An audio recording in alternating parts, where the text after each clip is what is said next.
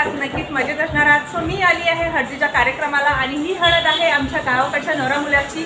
ते इथंच राहतात उल्हासनगरमध्ये आणि खूप दिवसानंतर मी आमच्या गावाकडच्या मंडळीला भेटणार आहे. सो खूप मी एक्सायटेड आहे.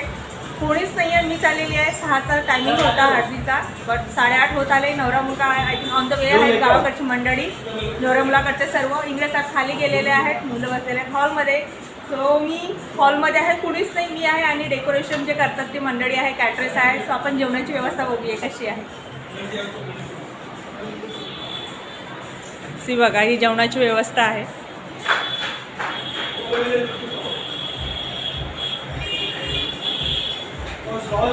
खूप छान आहे सगळं. हॉल बघूया आपण.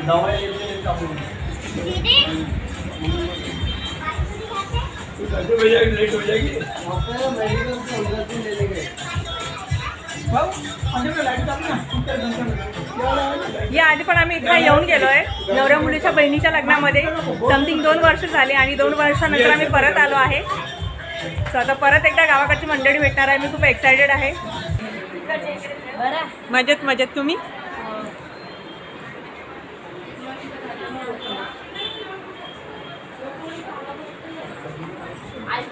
बघा, गावाकडची मंडळी हळूहळू येत आहेत आणि ही आहे थोड्याच वेळात नवऱ्या मुलाची एंट्री.